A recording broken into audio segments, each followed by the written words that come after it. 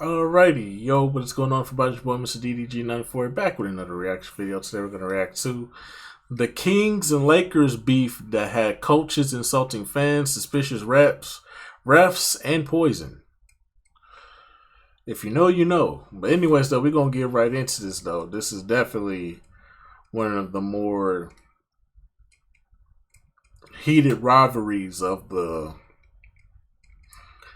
2000s, of the early 2000s, I should say. This was a very heated rivalry because if you watched the 2002 playoff series against the Kings and the Lakers, if you know, you know. That was one of the most rigged fucking series I have ever witnessed in my life. And if you don't believe me, there was an actual referee that got fucking sent to jail for calling games because he had a gambling problem.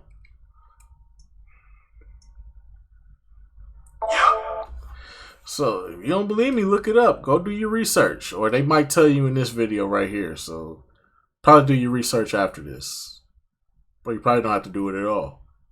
Anyways, let's get right into this video. The Kings and the Lakers share a state, but it's a big state. And for most of their existence, these teams were at different tiers of the NBA, so they had no reason to beef. Not at all. Until the turn of the century, when everything changed. In the year 2000, after nearly 2 decades of sub-500 seasons and one nice season, the Kings looked good, and cool and fun. And they made the playoffs as the 8th seed. Meanwhile, the Lakers, led by Shaq, Kobe, and their new coach Phil Jackson, had the best record in the league and were expected to take the title with ease. 1st and 8th seed met in round 1 of the playoffs, that's normal. The 1 seed won the first game by a lot, that's normal. But actually, this is where our beef begins. Because why should the Kings accept their elimination as a foregone conclusion, especially when they didn't like the refereeing? All-star Chris Webber, who only played 27 minutes due to foul trouble, felt the refs were on the Lakers bandwagon. Kings coach Rick Adelman said Shaq received favorable treatment from the refs. And instead of being like, forget this round 1 team, Shaq took offense and called Adelman an idiot.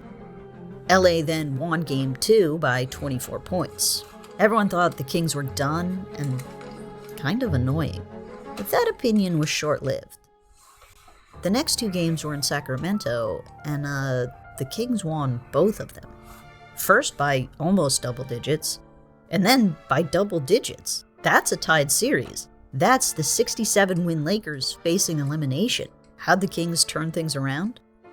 Well, if you ask the Lakers, by getting away with fouling Shaq and playing illegal defense. Seems it was the Lakers' turn to complain about the officiating. Though if you ask Robert Horry, it's different when the Lakers complain. Less babyish. LA also wasn't in love with the Sacramento crowd, who provided a real home court advantage. Before games, the Kings hype squad lit Laker jerseys on fire at half court. Throughout the arena, fans rang cowbells, or just held up battery-powered cowbells and let them make noise. I don't totally understand the instrument, but it was effective. Jackson said that his players couldn't hear him during timeouts. And that's not all Jackson said. He called the people of Sacramento semi-civilized rednecks, and then insulted the idea of fan influence altogether. Teams like Sacramento need hype. The Lakers don't need hype. Might need a little beef though, huh, Coach? The Kings' co-owner, Joe Maloof, sort of accidentally fired back. He thought he was speaking off the record when he called Phil Jackson arrogant, weak, and only successful because he coached teams with superstars. When are y'all gonna realize that nothing is off the record? None of these fucking journalists have y'all best interests. Stop fucking with these journalists. Just say what you need to say and leave. Keep your thoughts and opinions to yourself and say them in a dark room by yourself, bruh. Come on, Chief. Why do y'all believe in these fucking... Oh, my God. But thing about teams with superstars, they tend to win. Sacramento eliminated, NBA hierarchy restored, and Phil Jackson no longer serving beef, but rather the tasteless, wilted greens of good effort, good game. But what's that? Just under the greens? Nudge him with your fork? Ah, the beef hasn't disappeared. As the Lakers were winning the finals, it came out that Jackson had compared Adelman to Hitler to help motivate his players. An offended Adelman wondered aloud in the press how hard it must be to motivate the likes of Shaq and Michael Jordan. When the teams met in November of the 2001 season, Jackson again went after Kings fans, which is an odd thing for a reigning champion coach to do. Unless, of course, he's been baited by cowbells and challenges to his legacy. Come playoff time, the Lakers were the 2 seed, and right behind them were the Kings, who beat Phoenix to win their first postseason series in 20 years, and they celebrated accordingly. Or if you ask their round 2 matchup, they celebrated way too much for an opening round win and should be embarrassed. Jackson tried to pull back the judgment, saying, No, it's nice that Sacramento celebrated. Those goofy guys like to have fun and do drugs?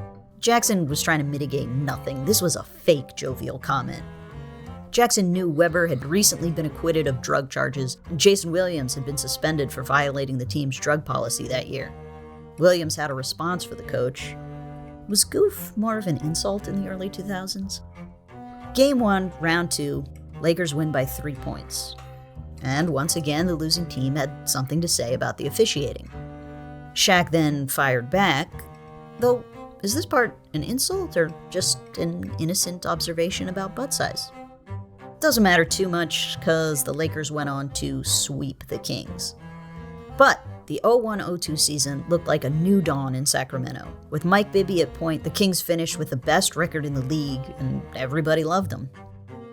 But they did have an Achilles heel, who they had to face in the Western Conference Finals. The Kings lost Game 1. Here they were, best they'd ever been, home court advantage, and they still couldn't beat LA. What was it gonna take? Sabotage? Maybe. Definitely, if you ask a certain segment of Lakers fans. They believe the Kings, or rather their fans, poisoned Kobe Bryant. Now, that's never actually been proven. Here's what we know.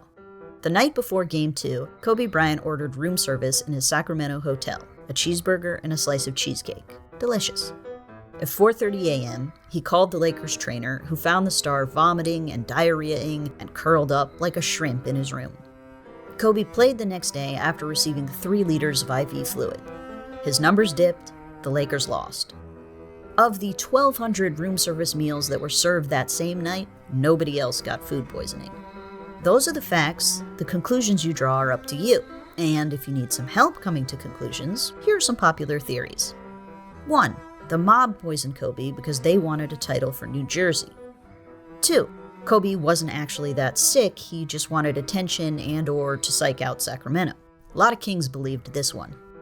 3. The hotel poisoned him because Sacramento fans are insane and criminal. Yep. This one was popular in LA. It's not clear if Kings fans believed the hotel poisoned Kobe, but they seem to like the idea that the hotel poisoned Kobe. Cheeseburger orders skyrocketed, and a local food critic came to sample the dish. The Lakers downplayed the idea that Kobe was purposely poisoned, but that doesn't mean they didn't have complaints about Game 2. Referring to the officiating, O'Neal said the only way Sacramento could win was to cheat, though he spoke in code. Adelman noted that blaming the refs isn't very becoming of 2-time champions. But after Game 4, when the Lakers evened up the series on a thrilling Robert Horry buzzer beater, Adelman himself had some complaints about the refs. Hey, Adelman's not a 2-time champ. Game 5 was another close one, but this time it was the Kings' last-second shot that sealed the victory, and the Lakers who had issues with the officiating. But hold on to your hat, here comes Game 6. Game 6 of the 2002 Western Conference Finals is known as one of the worst-called games in NBA history, to the extent that many believe the game was rigged, a theory which was bolstered by disgraced ref Tim Donaghy saying, "If you know, you know. If you know, you know." It was rigged. Now, that's never been proven. Here's what we know. The Lakers shot a lot more free throws than Sacramento. Both of the Kings' centers fouled out. Chris Webber had 5 fouls. To understand the impact of these numbers, let's look at some of the calls in the context of the game and people's facial expressions. With a little over 3 minutes left, Sacramento was up 92-90. Webber drove and offensive foul. Doesn't look like much. Even the broadcasters didn't like it. And this is a terrible call. And that is the face of a man who's having a trip to the finals stolen from him. About 10 seconds later, King's starting center Vlade Divac fouled out. For grabbing the ball after someone else fouled Ori? Rigged. Look at Adelman's reaction. Rigged. This could be a Renaissance painting that rivals the Mona Lisa. You can see the helplessness seeping in to overtake frustration and anger. Rigged. With 12 seconds left, Sacramento down 1, Bibby takes an elbow to the face from Kobe. Offensive No foul. call. Broadcasters again disagree with the refs, RP to the Bean, RP to the Mamba, but that was a foul. and Offensive Bibby's foul. face shows he certainly was not flopping. And yes, it was Sacramento's turn as the losers to complain about the referees, but nobody faulted them for it. The national press agreed. What the fuck? Game 7 was a bust for the Kings. They played nervous, hesitant. The Lakers won in overtime. And while the Lakers had the opportunity to be gracious in winning, they chose not that. Shaq mooned fans as the Laker bus left Arco Arena. Meanwhile, in the immediate aftermath, the Kings were too crushed to fight. Adelman refused to call the Lakers the superior team. That's as close as he got to beefing in that moment. But give it some time. As the Lakers competed in the finals yet again, the Kings talked. They were still angry about the refereeing, who could blame them, and Adelman actually brought up a newish complaint. Shaq responded before Game 2 of the finals with a rap written just for Rick Adelman. At least he didn't moon him. Shaq then had a fantastic Game 2. Look at his free throw shooting. He celebrated by rubbing it in Adelman's face. Seems like just quietly accepting his ring a few games later would have sufficed as a response, but you must remember, we're eating beef. And it's not like the end of the season marked the end of the war. The Kings were expected to challenge the Lakers for Western Conference supremacy for seasons to come. Let's take a look at the next season that came, the 02-03 season. On Media Day, Shaq denied the idea that the Kings were a threat in the most aggressive way possible. Oh, no, never mind. He got way more aggressive as the preseason went on. Not a chess player, I guess. At the end of October, the teams met in the last preseason game on the schedule. Just before the game, O'Neal provided analysis of the Kings' Game 7 loss. Chris was scared to shoot, and Vlade was so scared he fouled out on purpose. And 2 minutes and 7 seconds into that preseason game, the punching began. Well, I guess first there was Rick Fox's elbow, then a palming, then Doug Christie punching. Fox and Christie were ejected. Christie jogs off the floor to the tunnel. But where's Rick Fox? He is sprinting around the back hallway to meet Christie in the tunnel. The whole Sacramento team piles in. Shaq, in street clothes due to injury, joins the brawl. And I mean brawl. This woman swinging her purse is Doug Christie's wife. The broadcaster said a chair was thrown, but there's too much chaos. I don't think the camera caught that one. Chairs are being thrown. This scene right here is the culmination of 3 years of intense, real competition. Fox was suspended for 6 games, Christie for 2 games, but nobody else got in trouble.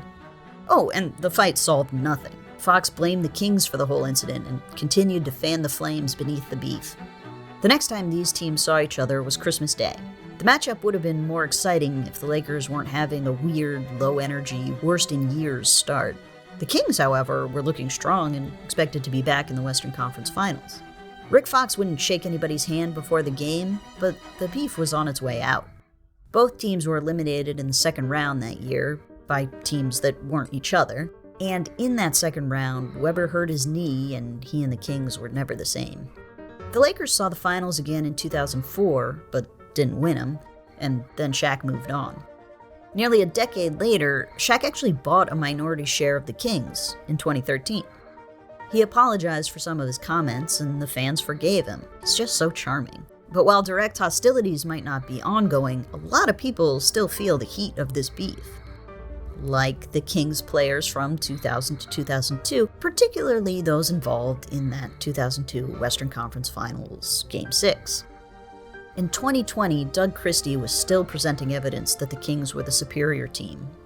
And while the fans might forgive Shaq, that doesn't mean they concede his team was better. For 3 years in a row, the Kings and Lakers didn't just meet in the postseason, they battled. That's gonna cause some beef, But when you mix in the personalities involved, you get tainted beef. Perhaps literally, perhaps figuratively, but either way, the 2002 Sacramento Kings and the fans of the franchise from then on got left with a rotten cut of beef the size of California instead of a ring.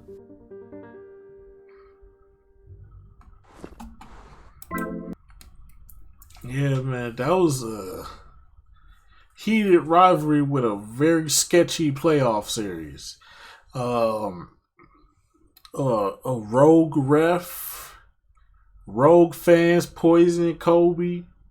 Oh man, the early 2000s, man, you can't find good old fashioned rivalry playoff basketball like that no more at all.